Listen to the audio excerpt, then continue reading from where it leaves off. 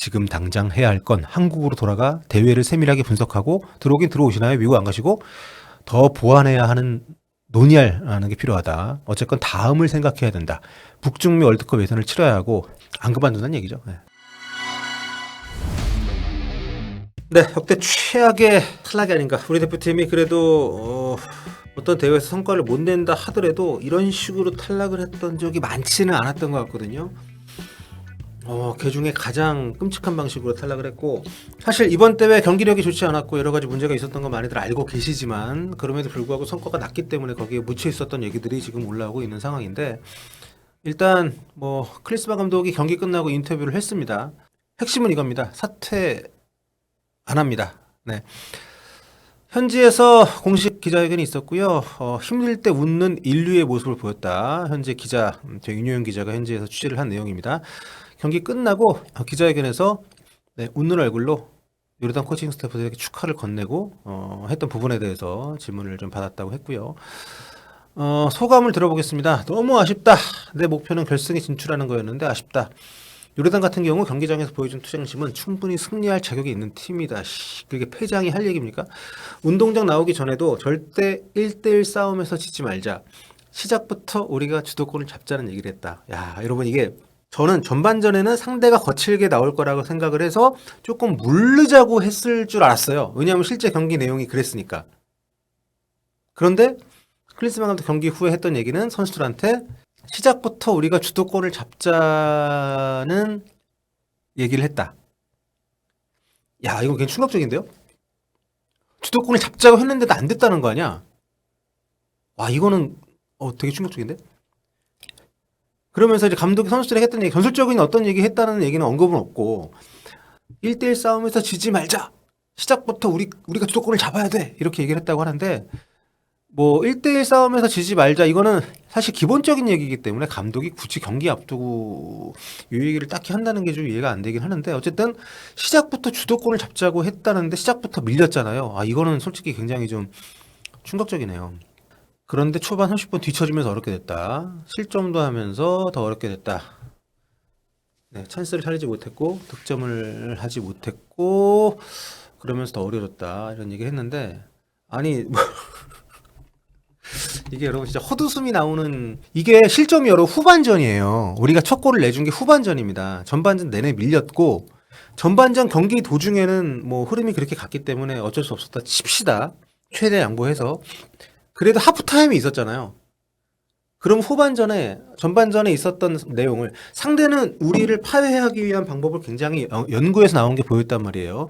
이날 공격수인 알라이마트 선수가 박용호 선수를 경기 시작하자마자 강하게 압박을 들어갔습니다.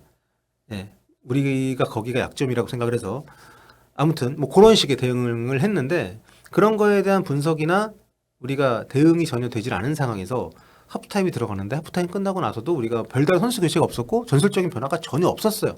다들 보셨겠지만. 그리고 이제 골을 먹었고 바로 그 지점에서 골을 먹었고 바로 그 지점에서 실수가 나와가지고, 그런데 초반 30분 뒤쳐지면서 어렵게 됐고 실점도 하면서 더 어렵게 됐다. 찬스가 있었어? 죄송합니다. 찬스를 살리지 못했고 득점하지 못해 어려워졌다. 유효슈팅 하나 없었단 말이야. 빅찬스 비슷한 상황이 있긴 있었지만, 이 자기가 직접 본 경기에 대한 분석도 정말 이게 못 보는 것인지, 그러면서 요르단에게 축하를 건네고 있어요. 아니 무슨 제3자야 맨날 인터뷰하는 게. 자, 그 다음 질문입니다. 결과를 못 냈는데 책임질 의사가 있는가? 여기에 클린스만 감독이 뭐라고 답했냐? 감독으로서 원했던 목표 달성 못하면 분석하고 책임져야 한다. 책임은 진다고 했어요. 더 많은 분석을 하고 더 많은 경기들을 되돌아봐야 된다. 그러면서 이제 자기 약간 변명을 합니다. 많은 드라마도 썼다. 아니, 당신이 쓴 게 아니잖아요. 당신이 망친 대본을 우리 선수들이 얽히고 해가지고 드라마 만든 거 아닙니까? 그러니까 대본이 개판인데 선수들이 연기력으로 메운 거잖아요. 이거를 작가가 내가 이렇게 드라마를 잘 썼다고 얘기하면 안 되는 거 아닙니까? 사우디전도 호주전도 피말리는 경기를 하고 그 경기들에서는 좋은 모습을 보였다. 아니, 좋은 모습을 안 보였다고요. 좋은 모습을 안 보여가지고 그 지경이 돼서 연장 가고 승부차이 간 거 아닙니까? 그것도 간신히. 그러니까 자기가 직접 직관하고 본 경기에 대해서도 이런 얘기를 하는 게 너무도 이해가 안 됩니다. 그러면서 이번 대회에서 우리가 얼마나 어려운 조였나. 이렇게 반문을 합니다. 아니 결과적으로 뭐 그렇긴 하지만 냉정하게 봤을 때 요르단 바레인이 우리가 그렇게 조편성이 안 좋다고 해야 될 만한 팀은 아니잖아요. 그러면서 이제 책임진다는 얘기는 했지만 사임 얘기가 없었습니다. 그래서 추가적으로 질문이 들어가요. 사퇴 해임 얘기가 나올 텐데 여기에 클린스만 감독이 뭐라고 대버렸냐. 지금 당장 해야 할 건 한국으로 돌아가 대회를 세밀하게 분석하고 들어오긴 들어오시나요? 미국 안 가시고 더 보완해야 하는 논의하는 게 필요하다. 어쨌건 다음을 생각해야 된다. 북중미 월드컵 예선을 치러야 하고 안 그만둔다는 얘기죠. 가장 중요한 건 이번 대회를 잘 분석해서 앞으로 더 잘 준비하는 게 현재로서는 시급한 것 같다. 이거는 협회에서도 기술적으로 분석을 해야겠지만 이건 협회 리더가 책임을 져야 되고요. 그리고 지금 이 상황에서 코치를 욕하는 사람들은 참 논점 일탈입니다. 지금 회장과 감독을 얘기해야지. 코치가 무슨 권한이 있어요. 경기 끝나고 요르단 관계자들과 환하게 웃으면서 인사를 했다. 선수들은 울기도 했다. 이렇게 얘기하니까 뭐라고 얘기했냐면 상대팀을 축하해주고 존중하고 오늘같이 좋은 경기로 승리했다면 당연히 축하해줘야 한다. 아니 그거는 제3자가 하거나 나중에 하면 되는 거예요 아저씨. 여기 또 질문이 나왔어요. 웃었는데 이번 경기가 축구 인생에서 얼마나 뼈아픈 패배였는지 궁금하다. 일단 너무 아쉽다. 화가 많이 난다. 경기장 나오기 전에 분명히 오늘 경기 어떻게 임할 건지 메시지를 던졌다. 전반 20, 30분은 요르단이 더 좋은 팀이었다. 아저씨, 경기 내내 요르단이 더 좋은 팀이었어요. 아, 여러분 죄송합니다. 이렇게 헛웃음이 나오는 얘기들이 이게 진심일까요? 알면서 저런 얘기를 하는 걸까요? 이분은 인생에서 감독을 하는 게 본인의 장신구입니다. 본인의 의식주가 아니에요. 의식주는 다른 데서 이미 다 해결이 된 사람이에요. 그냥 대한민국 축구대표 때 감독직이라는 건 자기 장신구입니다. 심지어 다음 월드컵이 자기의 제2의 고향인 사실상 지금 거주하고 있는 미국에서 진행이 된단 말이에요. 북중 월드컵이지만 거의 미국에서 진행이 됩니다. 지금 솔직히 월드컵에서는 8.5팀이 나가잖아요. 아시아에서. 물론 이번 아시안컵 봤지만 만만치 않겠습니다만 그래도 확률적으로 우리가 월드컵 본선 못 나갈 확률이 훨씬 낮죠. 버티면 됩니다. 그런데 월드컵 본선 나갈 수 있죠. 근데 우리가 과연 대표팀을 통해서 뭘 보고 싶은 건지, 월드컵이 나가는 걸 보고 싶은 건지, 월드컵에서 이를테면 이런 식으로 꾸역꾸역 축구를 하다가도 어떻게 뭐 운 좋게 승부차기, 뭐 아니면 페널티킥, 연장전 극적인 골 이런 걸로 올라가는 걸 바라는 것인지, 이번 아시안컵에서 우리가 볼 만큼 보지 않았습니까? 성적이 안 나오더라도 어떤 방향성이 있다거나 미래를 대비한다거나 이런 모습이 전혀 없었어요. 그냥 우리나라에서 축구 잘한다고 평가한다는 선수를 모아서 그 선수들만 죽어라 돌리고 갉아먹고 이런 축구를 하면서 16강, 8강 연장전 다 갉아먹고 4강전에서 선수들이 제대로 경기를 뛸 수 없는 몸 상태로 나오게끔 혹사시킨 것밖에 없습니다. 그런데 이 사람에게서 어떤 미래를 받고 어떤 긍정적인 평가를 했는지에 대해서 협회 내부적으로 분명히 이건 분석이 있어야 되고 단순히 협회장 개인의 판단에 의해서 선임이 됐고 협회장 개인의 지지를 받으면서 지금까지 왔다고 하면 여기서도 더 나가는 방향이 결정이 될 때 내부적으로라도 받아들여지지 않더라도 목소리가 분명히 있어야 되고 그 목소리가 힘을 얻을 수 있게끔 우리가 얘기를 많이 해야 된다고 생각을 합니다. 아시안컵 4강이 물론 좋은 성과죠. 좋은 성과지만 우리가 뭐 사상 초유의 성과도 아니고 올라가는 과정에서 우리가 잊지 말아야 될 게 우리가 아시안컵 이번 대회 참가해가지고 첫 경기 바레인전 2대0 승리 외에 단 한 번도 승리가 없었어요. 90분 동안. 이런 축구가 우리가 원하는 겁니까? 아니면 벤투 감독처럼 처음부터 어떤 축구를 할 것이고 지금은 그 과정이라는 것을 보여주던가 2002년에 히딩크 감독처럼 지금 추구하는 축구를 시도하는 중이고 또 실제로 히딩크 감독은 정말 많은 선수들을 캠프로 불러들여서 본인이 직접 보고 판단을 해서 한국 감독들이라면 뽑지 않았을 선수들을 중용을 하고 완전히 새로운 틀의 새로운 선수들로 구성된 팀으로 자기 축구를 입혀서 월드컵 본선에 나갔습니다. 그 동안의 성적이 안 좋았지만 본인이 그 방향성이 뚜렷하고 어떤 축구를 하겠다는 생각이 확실했기 때문에 밀고 나갔고 협회 내부적으로도 판단을 해서 이 사람은 확실하게 방향성이 있다. 그렇게 지지를 했단 말이에요. 근데 지금 클린스만 감독은 그런 게 전혀 없습니다. 그리고 준비하는 과정에서도 우리가 계속해서 많이들 언급을 했지만 한국에 들어오질 않잖아요. K리그 본인은 볼 만큼 봤다고 하는데 모르겠습니다. 자기가 직접 보고 아무도 추천하지 않은 선수를 발굴을 한다거나 아니면은 반복된 경기를 보면서 그동안 자기가 잘 알았던 선수를 하더라도 새로운 면을 좀 본다거나 자기가 소집했을 때 외에는 A매치를 치를 때 외에는 어떤 우리나라가 갖고 있는 모든 선수들에 대한 어떤 분석이나 평가나 이런 것들이 애초부터 불가능한 체제로 근무를 하고 있어요. 그거를 협회에서 용인을 했고 그 결과가 지금 4강전에서 유유 슈팅 하나 없이 탈락을 한 것입니다. 손흥정 감독님이 그런 얘기를 했습니다. 아시안컵 우승하면 좋겠지만 우승을 하지 못하는 것도 좋지 않겠나라는 뉘앙스의 얘기를 했습니다. 그때 뭐 비난하는 분들도 많이 있었죠. 근데 저는 굉장히 공감을 많이 하고요.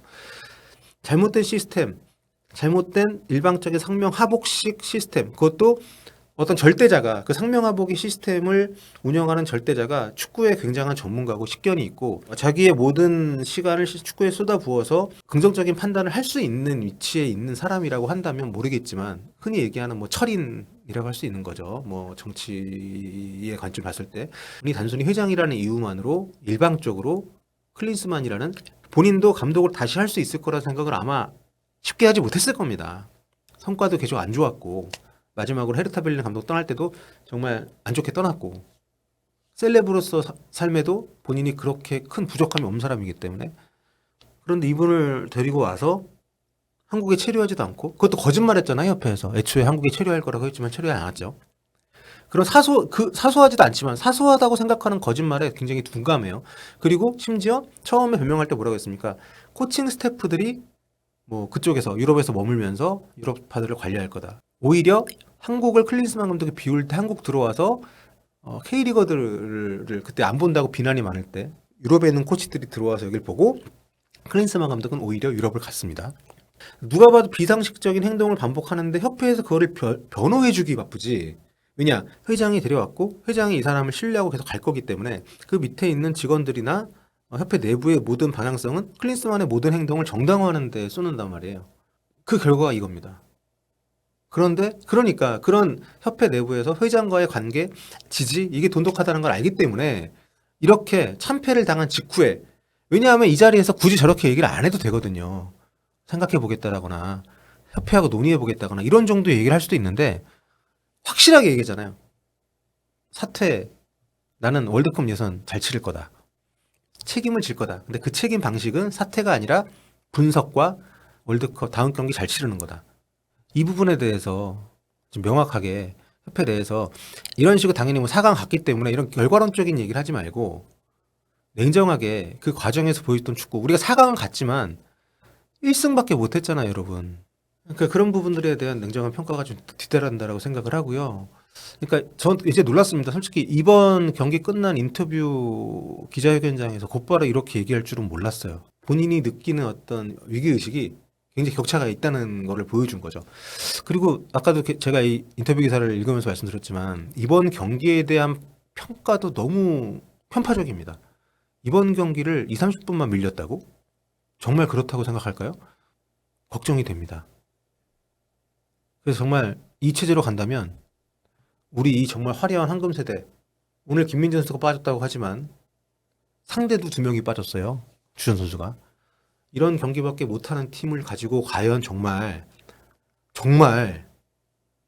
그러려고 그러면 안 되지만 월드컵 예선을 우리가 걱정을 안 해도 되는 걸까?